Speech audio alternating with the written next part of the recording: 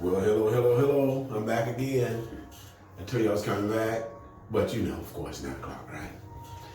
Yeah, I hope you enjoyed the prayer and the words this morning from the prayer. If you hadn't, go back and check it out. And any of my messages, just share my messages on your page or with your friends, especially if the message that I'm speaking to you and that God has given in my heart has really blessed you. Be a giver and just share it to someone else. Bless someone else. And let me turn this up. And I had a little surprise with my son. As you notice, I got him crawling again. I mean, you got to crawl before you can walk. Until he get his braces fixed, I'm going to just have him crawl every day. And the more he crawl, even stronger his legs going to get.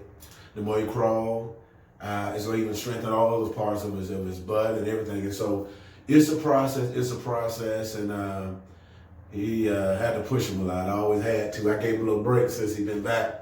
I hadn't pushed him as much since he's been back because it's been over a year.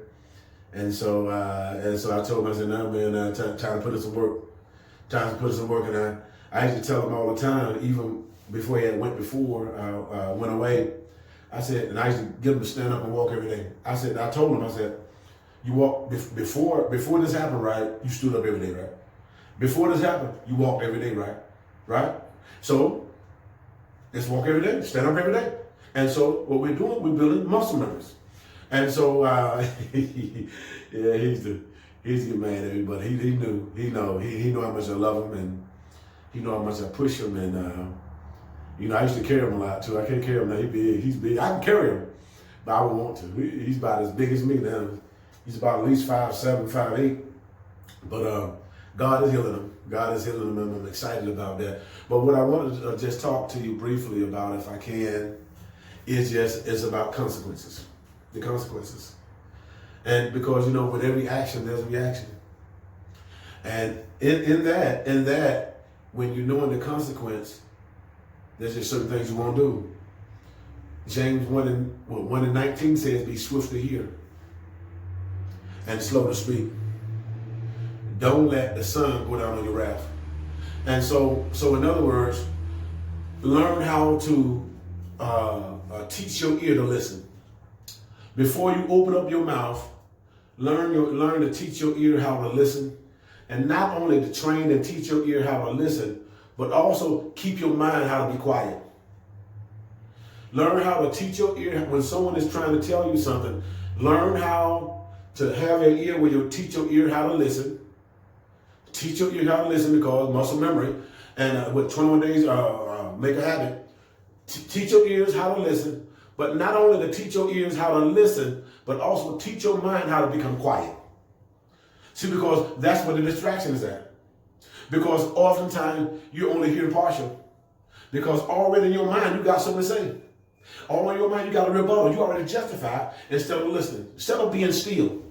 Because when you're moving and when something is trying to be downloaded into you, then you run the risk of missing it or it tipping out. I can use a good example. A good example is this bottle. This little bottle right here.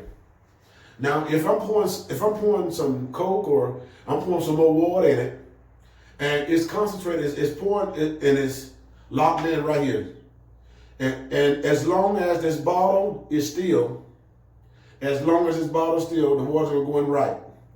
But when I start wiggling and doing all that, a lot of it's going to miss. And chances are most of it's going to miss. And so this is what's happening to many of you. The reason why you keep missing it, because you keep moving. The reason why you don't understand, because you keep moving. Because with every trial and situation that we have as a teacher moment, and there's something that's being poured in. There's some understanding, some revelation knowledge. Something is being poured in that we can get the understanding. And the only way we can get it, we got to be still. Be still, freeze frame, and assess what's going on. Don't be emotional, become logical, or be quiet. Be still. Study to be quiet. Ask God to reveal. Ask God to show. Ask God to give you the understanding. Ask God to give you the patience, the wisdom, or whatever that you need to be able to get the understanding that you don't fall. Because you done failed too much. And the reason why you've been falling too much and now you got bumps and bruises on your head is because you keep moving. But I hear and God keeps saying, be still. Now, the title is the consequence. But the subtitle or the command is, God said, be still. That's the word, be still. Stop moving. Stop moving. Be still. Also, the scripture says in Matthew 15 and 11, it says, it's not what goes into the mouth of a man that makes him defiled. It's not what you hear that makes you wrong. It's not what you hear that causes you to sin. But when you allow what gets inside your ears, and when you allow it to get in your spirit, into your heart, and that's when you entertain it.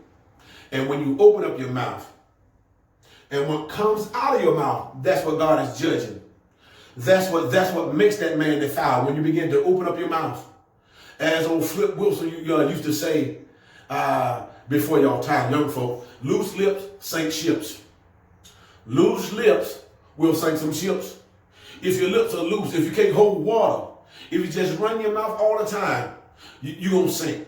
You're going to sink a whole lot of ships. And don't think you think you got a friend that, you got this person who could call themselves your friend, but he always talking about everybody. Just mouth just loose about everything. Don't kid yourself and don't be fooled. Because just like they're talking about them, not them, surely they're talking about you. You need to know that. Those are my words. God bless you. Have a good morning.